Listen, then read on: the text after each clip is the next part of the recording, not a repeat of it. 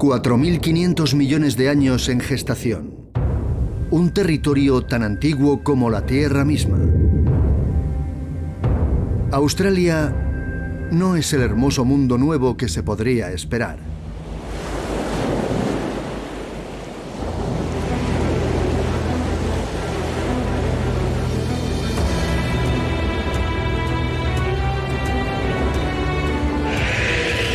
Cuando los europeos llegaron por primera vez a Australia, lo vieron como un país joven, una especie de creación separada.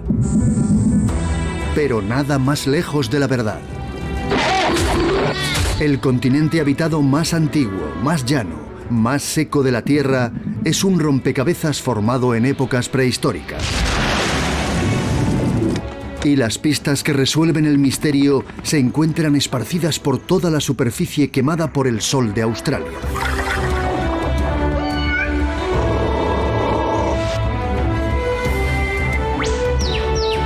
Me llamo Richard Smith y este es un país impresionante. Para un científico como yo, cada roca tiene una historia. Cada criatura es una leyenda de supervivencia contra viento y marea. Únanse a mí y atraviesen conmigo unos cuantos miles de millones de años en la gran isla de la parte inferior del mundo.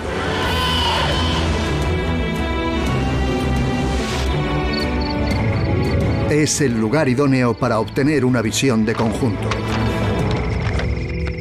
De todos los continentes de la Tierra, ninguno conserva testimonios de la gran saga de nuestro planeta y de la evolución de la vida como este. En ningún otro lugar se puede subir a un coche y retornar a los albores del tiempo.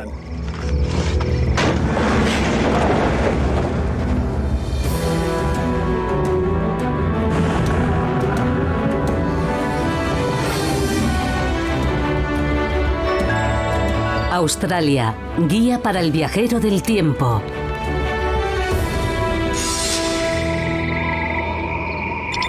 Episodio 4. La Gran Isla.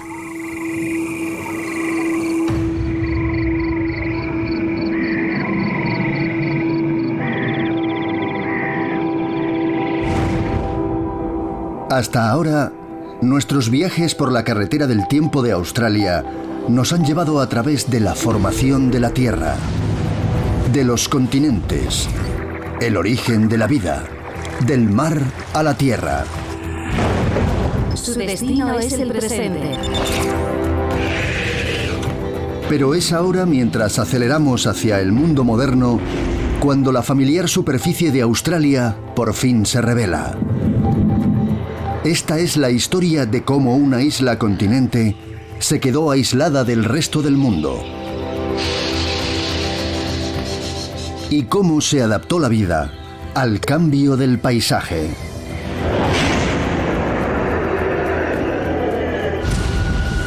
Es un camino escarpado para viajar.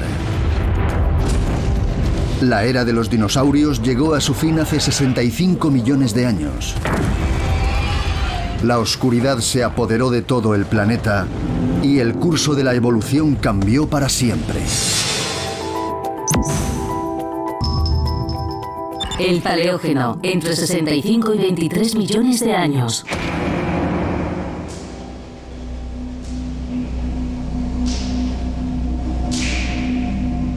Cuando los cielos comenzaron a despejarse en los primeros y sombríos días del Paleógeno, la mayor parte de los grandes bosques cretácicos habían desaparecido. Pero la vida en la Tierra es tenaz. Los helechos se dieron prisa en aprovechar el nuevo mundo. Colonizaron lo que quedaba de los dañados bosques de Australia, la Antártida y Nueva Zelanda. E inmediatamente detrás de los helechos, un extraordinario árbol australiano hizo un espectacular retorno en ese mundo postapocalíptico.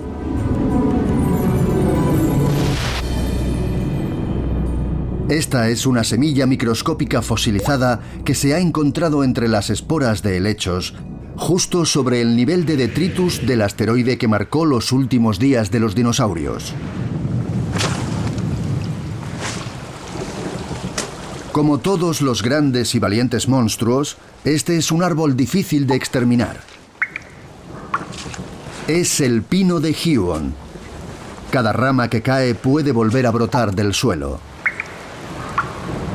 Todos estos enmarañados bosques son clones de un solo viejo árbol original. El pino de Huon es más que un gran superviviente en la Australia de la era Gondwana. Se cree que este árbol en particular es el organismo vivo más antiguo de Australia. Ha ido creciendo en el mismo lugar, las laderas frías, húmedas y ventosas del Monte Reid, en Tasmania, durante más de 10.000 años.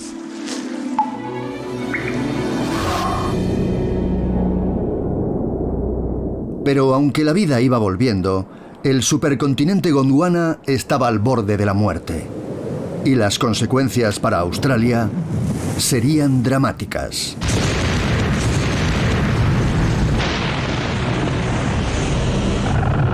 India y Nueva Zelanda ya se habían separado. Ahora la Antártida y Australia se estaban desgarrando. Al principio se abrió un enorme valle tectónico que se fue extendiendo. Luego Australia y la Antártida empezaron a desgajarse por el oeste.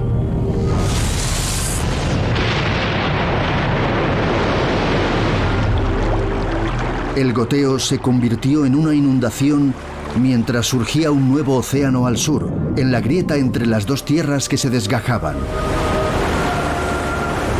Solo Tasmania resistió firme, manteniendo unidos los dos continentes.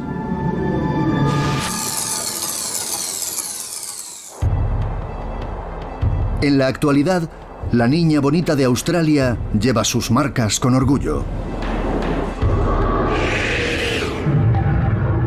Durante más de 100 millones de años, la roca fundida ha estado forzando su salida hacia la superficie, buscando un punto débil. Estas son las doleritas que dominan Tasmania. Hay más cantidad de estas rocas aquí que en ningún otro lugar de la Tierra. Acantilados marinos de dolerita protegen la costa. La dolerita perfora las tierras altas y la roca resplandece frente a la capital misma de Hobart. Todo ello es prueba indeleble de los días agonizantes de Gondwana. Esta fue una época tórrida en todo el planeta. Aunque la mayor parte de la masa continental de Australia estaba situada dentro del círculo antártico, el clima era cálido y no polar a causa de un repentino incremento de los gases de invernadero que alcanzaron su nivel máximo hace alrededor de 55 millones de años.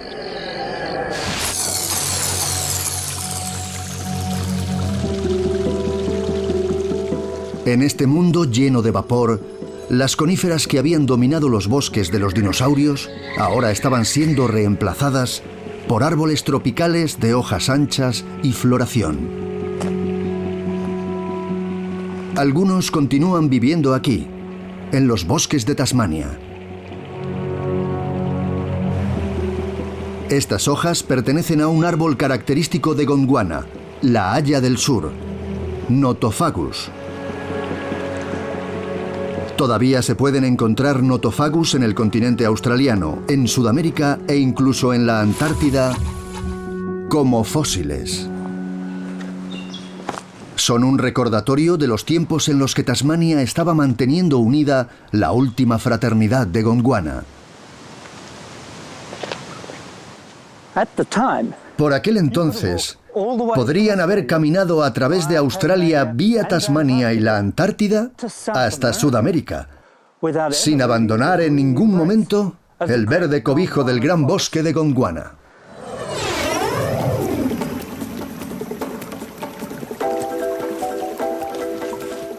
Y fue a través de esta verde autopista transantártica por donde los primeros mamíferos marsupiales se escabulleron de los bosques de Sudamérica y entraron en suelo australiano.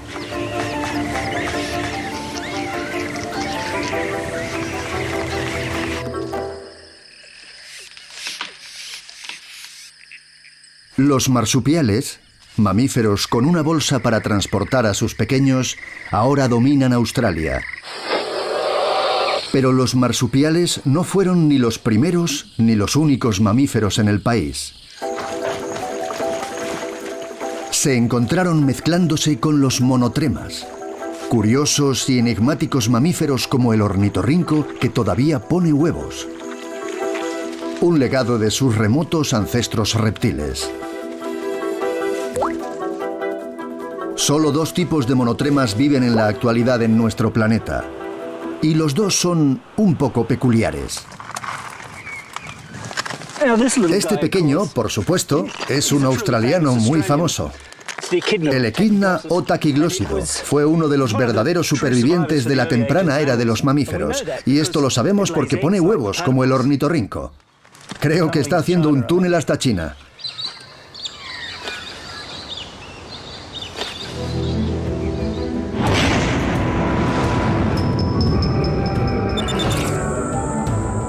Pero hay otro grupo de supervivientes de los tiempos mesozoicos con afinidades aún más cercanas a los reptiles que el Echidna. Y aún habitan en los bosques de sus antepasados.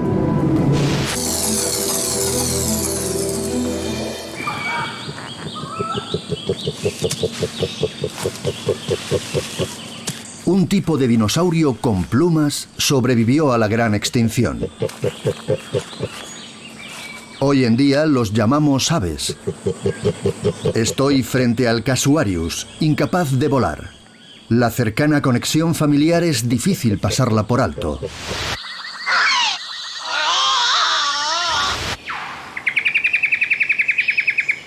Mientras los Casuarius deben su existencia a los dinosaurios, los bosques pluviales de la tropical Queensland deben su existencia a estas aves. Es una red de conexión que se encadena a través del tiempo hasta llegar a la familia Higwet, los modernos residentes humanos del antiguo bosque pluvial en Cooper Creek.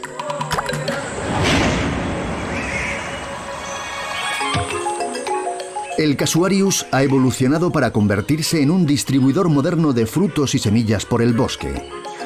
Una tarea que es probable que la hicieran primero los dinosaurios herbívoros.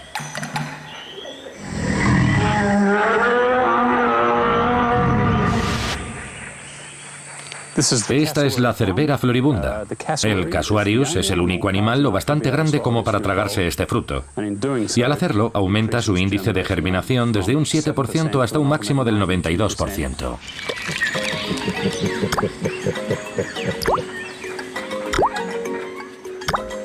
En una compleja relación con beneficio mutuo, al menos 37 especies de árboles del bosque pluvial dependen del Casuarius para la dispersión de sus semillas.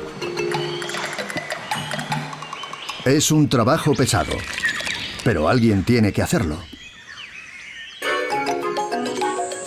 Neil Higwet se gana la vida compartiendo la rica herencia botánica que tiene su jardín trasero, de 130 millones de años de antigüedad, con visitantes como yo.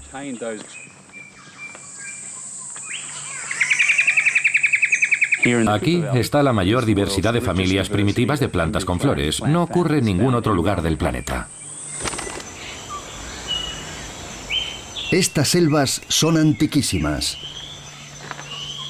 10 veces más que la Amazonia. Y es posible que sea el bosque pluvial tropical más antiguo del mundo.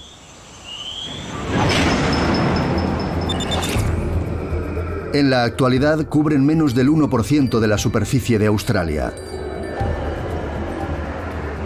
Resulta difícil de creer que hace tantos millones de años, casi toda la masa continental de lo que hoy conforma el país habitado más árido de la Tierra estuviera entonces cubierto de bosques con una riqueza casi inimaginable.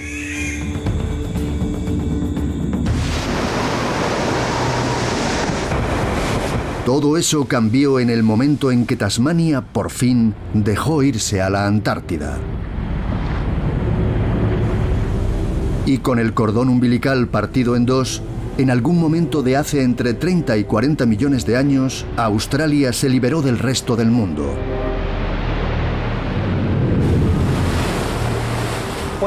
Cuando no solo Australia, sino también el extremo de la Patagonia en Sudamérica se separó de la Antártida, las corrientes oceánicas frías pudieron barrer libremente el continente meridional por primera vez. Y el destino de la Antártida quedó sellado.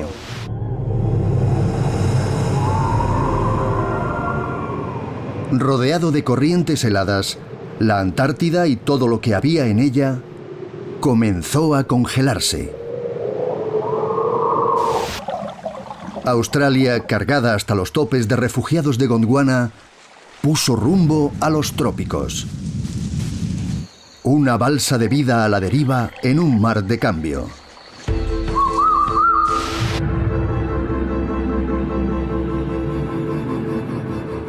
Y mientras iba a la deriva, se secó.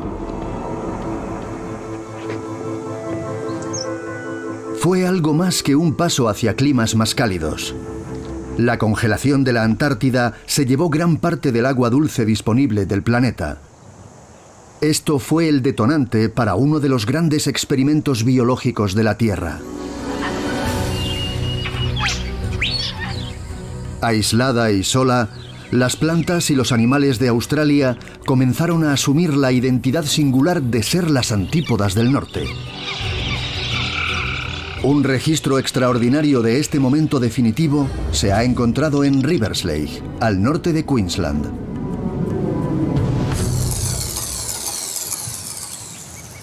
Cuando se reabrió la ventana fósil en estas escarpadas colinas de piedra caliza, lo hizo a base de explosiones.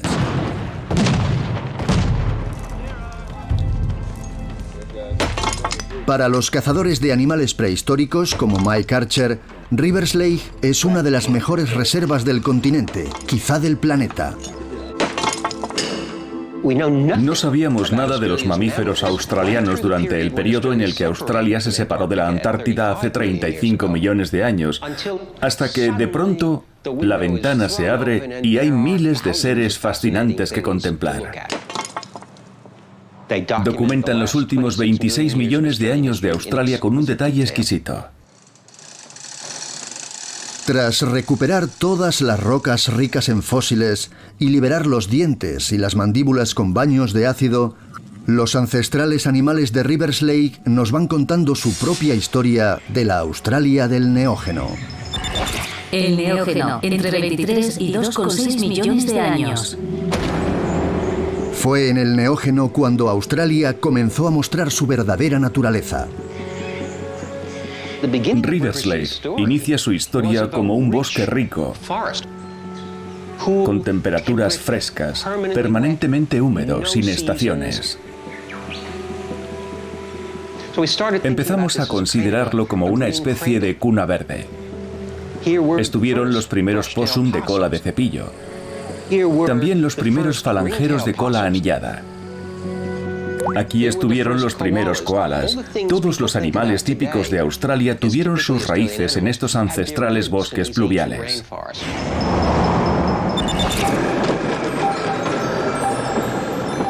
Cuando la ventana del tiempo de Rivers Lake se cerró, hace unos 15 millones de años, los bosques pluviales habían emprendido su larga retirada.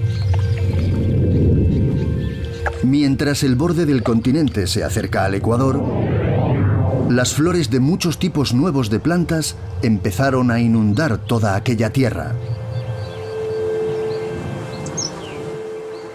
Una de ellas, que antes había pasado inadvertida, echó raíces. La hierba. Por primera vez, extensas praderas verdes se multiplican por el continente, listas para ser devoradas.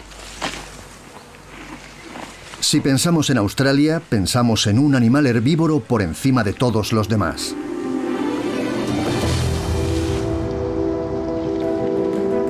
El canguro es el mamífero más numeroso y el arquetipo de Australia. Han ocupado cada nicho ecológico, desde los bosques pluviales tropicales en las copas de los árboles hasta el más duro de los desiertos de Australia. Porque hacen algo que no hace ningún otro mamífero grande: saltar. Cabe afirmar que saltar es el método de mayor eficiencia energética para avanzar hacia adelante desarrollado por un mamífero. Permite a los canguros cubrir enormes distancias en un duro territorio. Pueden considerarse los australianos por antonomasia. Pero ¿cómo surgió esta rareza biológica? ¿Quieres sujetarme la bolsa? Es un enigma que el especialista en mamíferos Tim Flannery ha intentado resolver desde su juventud. Caminé a 4 patas durante días al borde de un lago salado hasta que al fin capturé algo del tamaño de la cabeza de una cerilla. Era un hueso diminuto, me lo puse en la lengua, le quité la sal para poder verlo mejor y supe que era el hueso del tobillo de un canguro antiquísimo, mucho más primitivo que ninguno que hubiera visto antes. Tim había encontrado el eslabón perdido entre los ancestros de los canguros que vivían en los árboles, parecidos a las zarigüeyas, y los otros, los que viven en el suelo, que son herbívoros y aparecen en el escudo de armas del país. Si lo miramos al microscopio, vemos esta pequeña faceta escalonada. ¿Ve que tiene como un doble escalón? Está claro como el agua. Aunque sea pequeño, la forma de este hueso del tobillo es la clave de la historia del canguro. Con esa faceta escalonada juntando los huesos, girar el tobillo era cosa del pasado. Los canguros evolucionaron de las zarigüeyas. Las zarigüeyas necesitan unos pies muy flexibles. Si los canguros tuvieran los tobillos de ese modo, se los dislocarían al saltar. Así que desarrollaron esa estructura escalonada.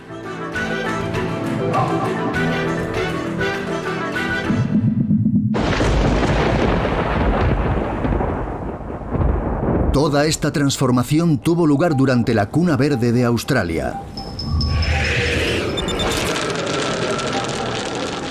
Y es en la selva húmeda del norte de Queensland donde se encuentra el pariente superviviente más cercano de los primeros canguros.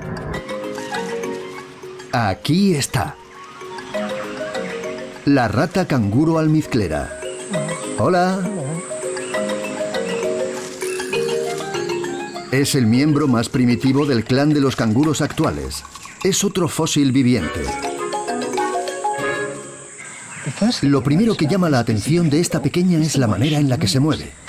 Puedo estar observándola el tiempo que quiera mientras busca alimento en el bosque. Ella nunca salta. Saltar llegó más tarde para los canguros.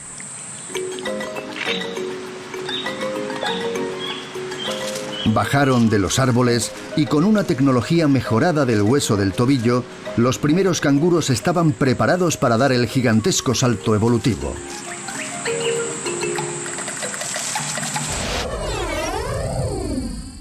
En muchos aspectos, la historia de su evolución mapea el curso de la sequía del propio continente.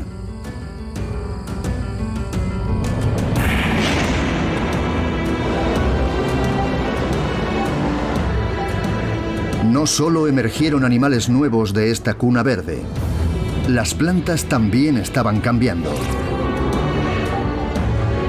Los antiguos bosques de Gondwana se redujeron de manera constante hasta regresar a los húmedos rincones costeros. Y en su lugar se irguió otro verdadero original australiano: el eucalipto.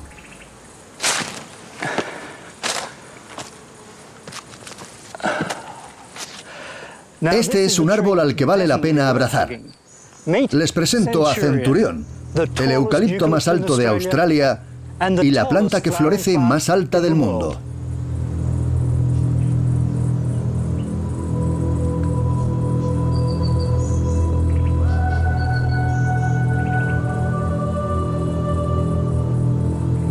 El imponente australiano ha sido recientemente medido con láser y tiene cerca de 100 metros de altura. Solo una Sequoia sempervirens de California, una conífera, es más alta, pero solo por 1 metro. El eucalipto había venido a dominar el territorio. Han demostrado su fortaleza en los entornos más duros que puedan darse en Australia. Se ríen de las sequías y se mantienen firmes en las inundaciones que las siguen. Resisten hundidos profundamente en la nieve y responden al calor mortal de un incendio con una explosión de nuevos brotes verdes. Estos son los árboles que adoran un país quemado por el sol.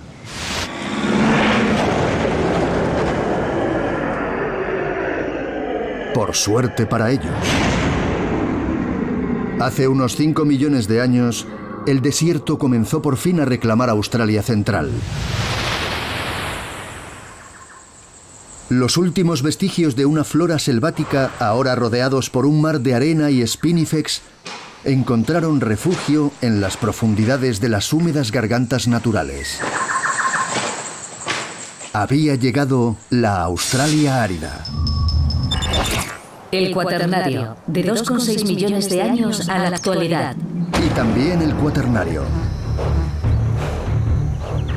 La lenta sequía de los continentes obligó a los canguros a bajar de los árboles y a caminar sobre dos patas. Pero mientras Australia se desplazaba hacia el norte, empujó el flujo de la humedad hacia el oeste, haciendo que un simio erguido mantuviera la cabeza alta en las llanuras de África.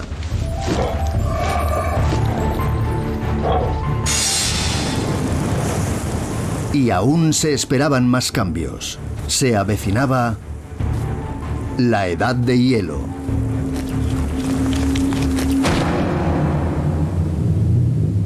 Mientras Australia escapaba de los pesados mantos de hielo que remodelaban los paisajes del hemisferio norte, los ciclos de la glaciación absorbieron aún más humedad del cielo.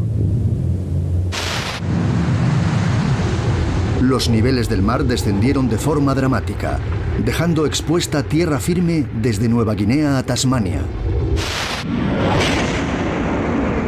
Las plantas crecieron aún más duras y menos nutritivas.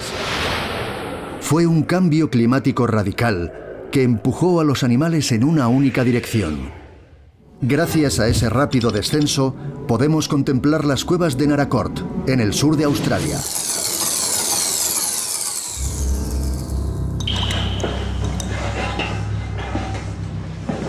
El paleontólogo Gavin Prideaux se ha ofrecido a guiarme por la fauna de la Australia de la Edad de Hielo.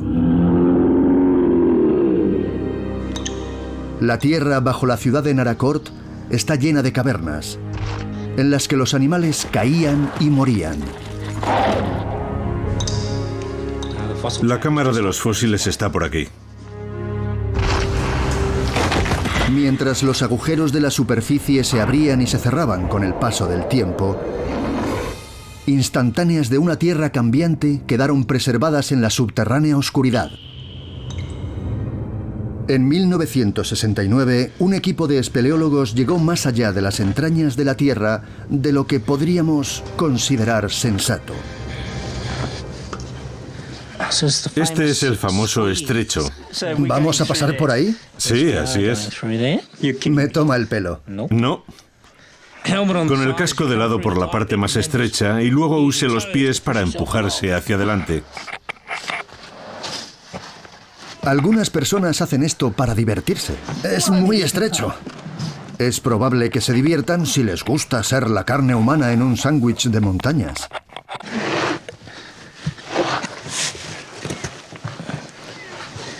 Ya ha pasado, Richard. Bien, vale. Bien. La mayoría de los mamíferos que entraron en esta cueva no salieron vivos de ella. Ya estamos aquí, Richard. El foso de la muerte. Vaya si lo era. Cuando los primeros espeleólogos emergieron de la cámara de fósiles de Victoria, se encontraron con un cementerio de megafauna.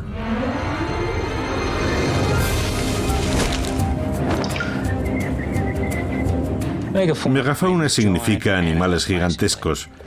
Grandes animales del último millón de años, más o menos. Animales como el Diprotodon, del tamaño de un rinoceronte y que podía pesar 2,5 toneladas. El Diprotodon, el mayor marsupial que ha existido, Convivió con los canguros más grandes de todos los tiempos. El Procoptodon Goliath medía más de 2 metros de altura.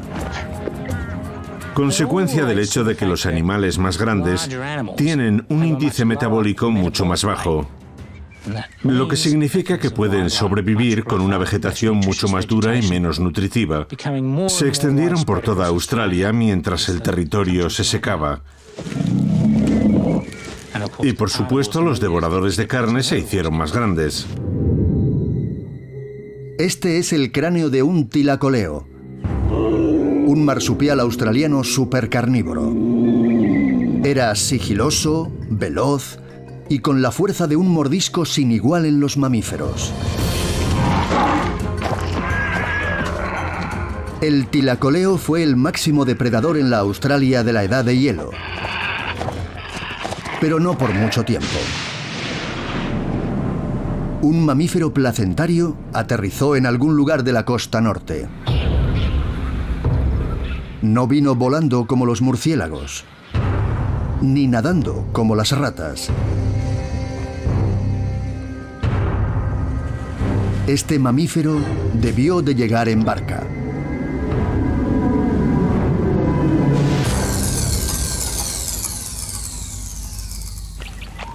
Los primeros pasos en el suelo australiano debieron de tener lugar entre Kimberley y la tierra de Arnhem, en el territorio norte. Las personas vinieron desde el sol de poniente de Indonesia en el noroeste, y de esto hace una cantidad impresionante de tiempo. La ciencia moderna es capaz de ponerle fechas a ese tiempo del sueño. Richard Bert Roberts, con granos de arena y luz láser, echa un vistazo a las primeras páginas de la historia humana.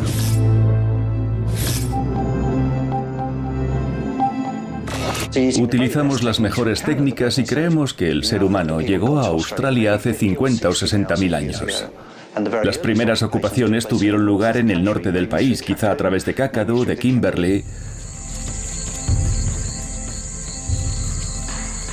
Donde quiera que esas primeras personas aterrizaran, se encontraron con un litoral solitario y extraño. A pesar de los amenazantes océanos a su espalda y una peligrosa acogida, siguieron hacia adelante.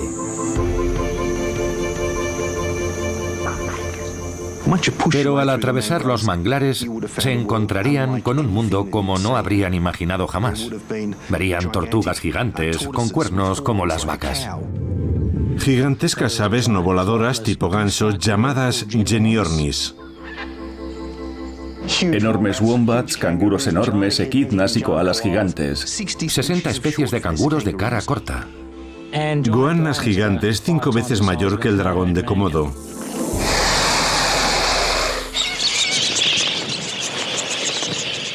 Era una tierra de abundancia. Partiendo de la playa en el norte tropical, las primeras personas se dispersaron con rapidez hacia el sur. Siguiendo la costa y rastreando el interior a lo largo de los cursos de agua, penetraron profundamente en el corazón del continente. Al parecer, en solo unos pocos miles de años, los seres humanos acamparon en las orillas del lago Mango, en Nueva Gales del Sur occidental.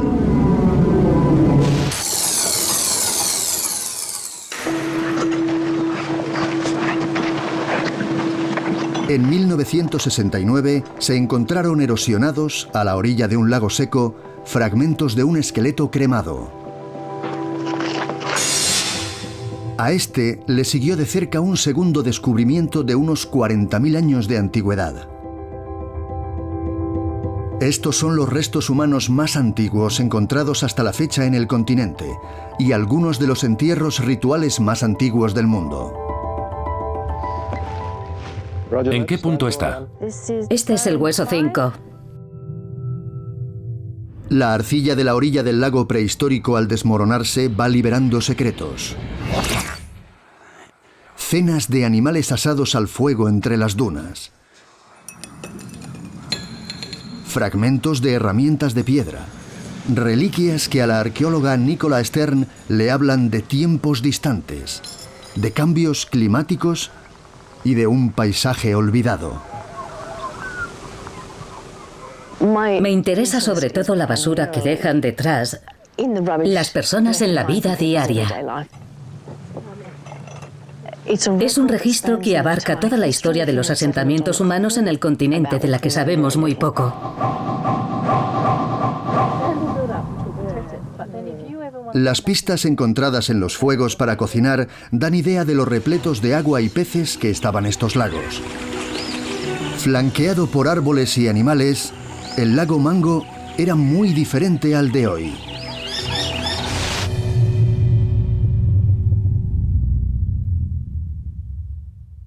Mango es un mágico lugar en movimiento. Se puede caminar por un paisaje donde los seres humanos han ido dejando huellas durante más de 50.000 años. Hay pocos lugares en el planeta con un registro tan continuado de ocupación. Si entornamos los ojos, casi se puede percibir el sonido de las personas acampadas en la orilla, disfrutando de una puesta de sol como esta. Hay otros fantasmas en este paisaje. Ya antes de que se enterrara aquí al primer ser humano, los animales gigantes de la megafauna habían desaparecido del continente. El momento en el que ocurrió sugiere la implicación humana, pero sigue siendo un caso científico sin resolver muy debatido.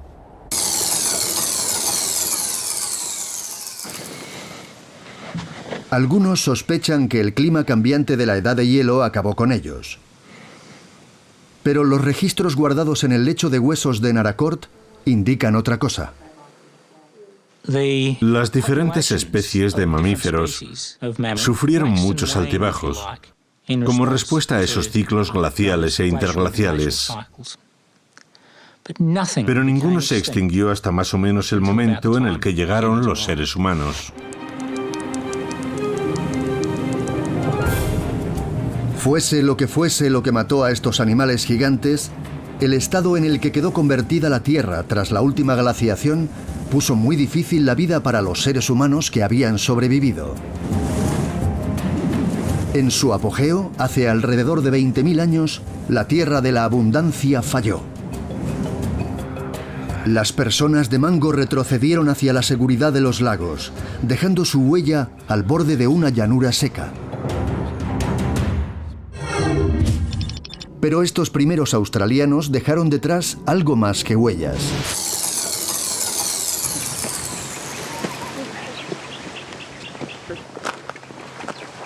En los refugios rocosos de la costa de Kimberley se conserva una colección de su evolución cultural que se remonta quizás hasta la última edad de hielo. Con la llegada de estos primeros seres humanos, la historia de Australia se escribe no solo en el interior de las rocas, sino también en ellas, pulidas por el frotamiento de innumerables cuerpos humanos. Una obra de arte digna para cualquier galería moderna.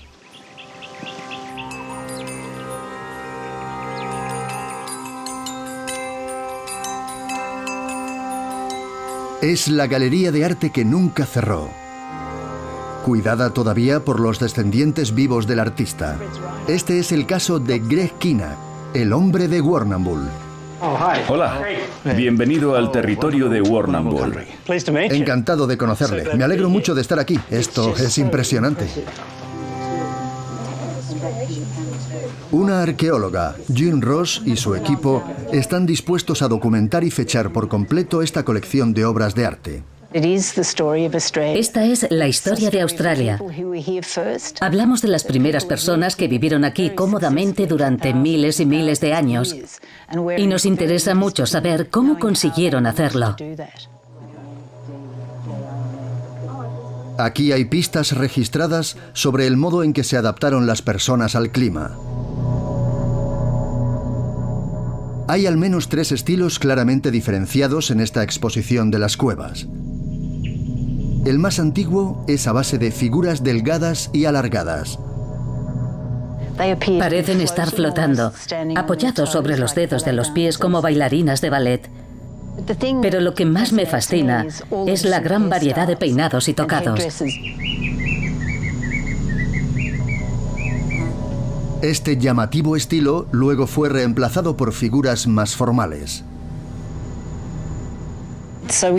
Pensamos que algo estaba pasando en la cultura en particular. Vemos muchas más armas, las lanzas con púas, los palos con ganchos. Las fechas indican que este giro cultural fue una respuesta a un mundo cambiante. Y el clima, desde luego, ha influido poderosamente en el arte de los últimos miles de años.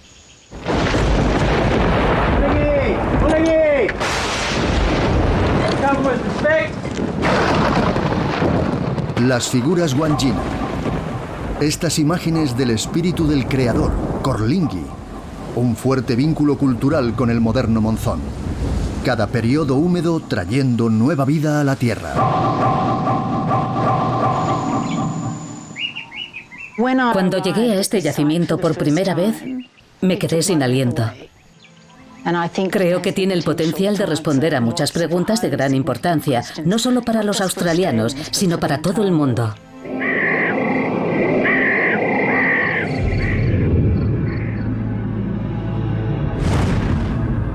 En todo el país, los aborígenes australianos fueron testigos de un cambio extraordinario. Vieron cómo las personas caminaron hasta Tasmania. Las últimas erupciones volcánicas en suelo australiano. Y luego, la llegada de los europeos.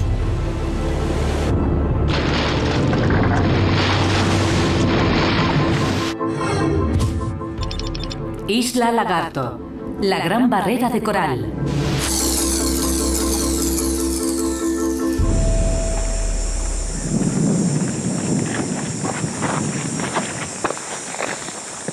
Cuando el capitán James Cook escaló la cima de la Isla Lagarto en 1770, después de haber encallado en el arrecife Endeavour, se quedó horrorizado al descubrir que barco y tripulación estaban atrapados en el interior de un laberinto de coral, cuya extensión superaba sus peores pesadillas.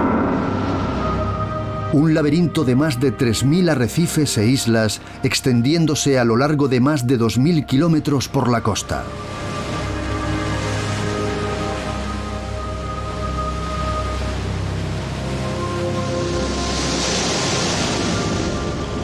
La Gran Barrera Coralina Australiana es probablemente uno de los mayores sistemas de arrecifes que el planeta ha visto jamás.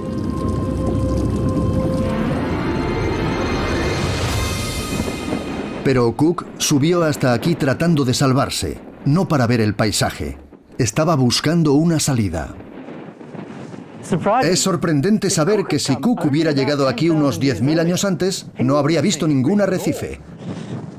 Su visión desde la costa hasta el horizonte habría sido de tierra seca, porque la barrera coralina todavía no había llegado. En el apogeo de la última edad de hielo, los niveles del mar descendieron más de 100 metros. Y los arrecifes más antiguos quedaron en la estacada. Los aborígenes caminaban donde ahora nadan los tiburones.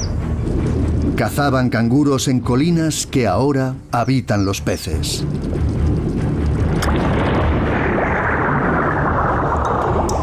Cuando la edad de hielo decayó y el mundo se desheló, los mares volvieron a subir una vez más. Larvas de coral llegaron para reclamar el lecho marino.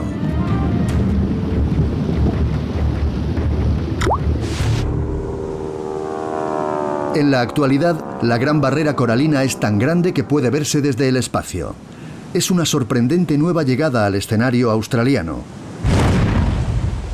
Igual que lo somos nosotros, en alguna medida. En muchos sentidos se puede tomar la ascensión de James Cook a la cima de la Isla Lagarto como una especie de punto de inflexión. Como el lugar donde comenzó el capítulo moderno todavía en desarrollo de la larga historia de Australia, porque desde aquí fue desde donde buscó una ruta de escape para volver a Inglaterra, y el mundo moderno pronto le siguió.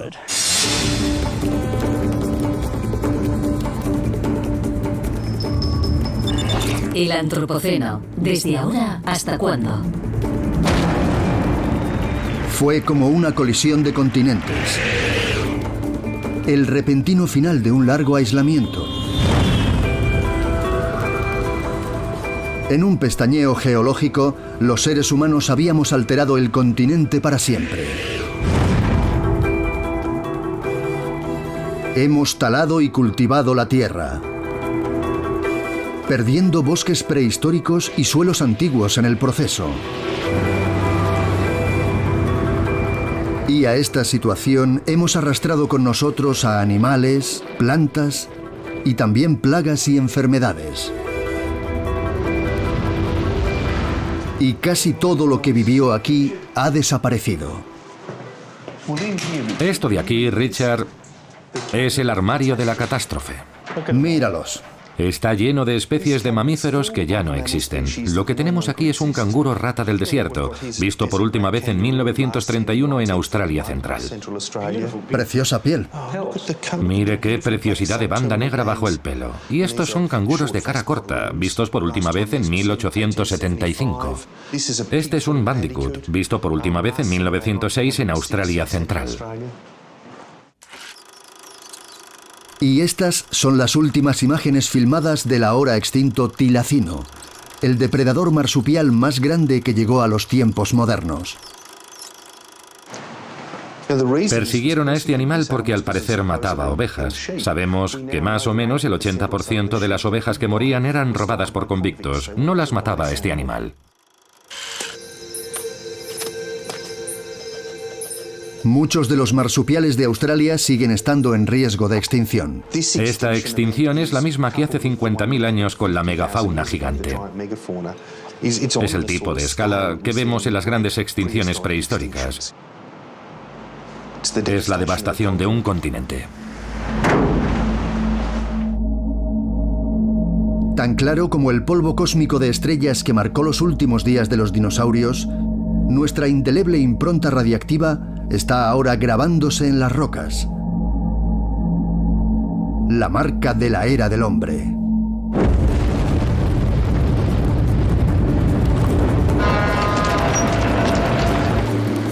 Por todo el mundo nos hemos convertido en una poderosa fuerza de la naturaleza, igual a cualquier forma de vida que haya existido antes. No deberían subestimar el poder de la vida que da forma al planeta. Después de todo, fueron las bacterias prehistóricas en forma de estromatolitos las que crearon los enormes depósitos de mineral de hierro de Australia. Y somos nosotros, la vida en forma de seres humanos, los que podemos trasladar montañas enteras de este producto al otro lado del mundo.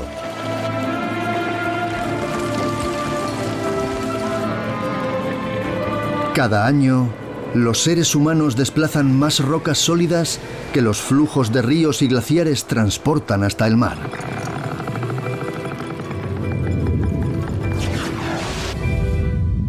La civilización ha tomado la vía rápida para quemar tanta energía cada año como calor se libera desde el interior de la Tierra. Al hacer esto, también alteramos la química de nuestra delgada y preciosa atmósfera y de nuestros finitos océanos. Los registros geológicos de las extinciones demuestran que hacemos esto en nuestro perjuicio. Puede que ahora tengamos dominio sobre la Tierra, pero el planeta siempre gana al final.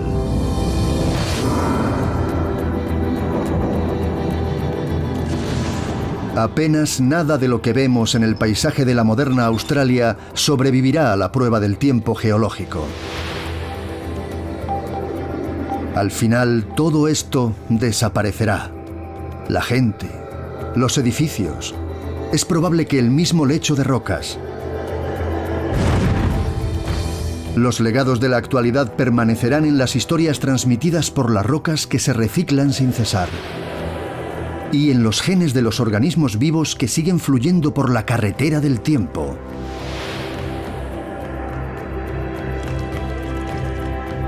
Este ritmo de vida fluye ininterrumpidamente a través de la historia del continente australiano.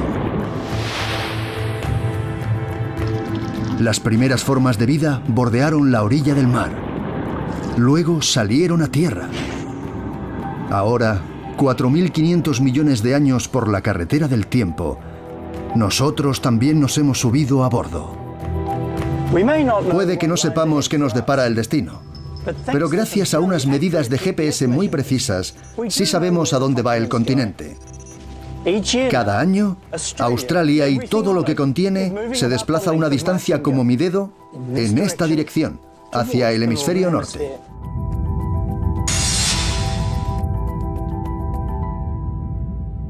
En algún momento del futuro, Australia cruzará el Ecuador como lo hizo por última vez hace 500.000 millones de años. Formará parte una vez más de otro gran supercontinente. Un mundo nuevo en algún lugar del norte del Pacífico.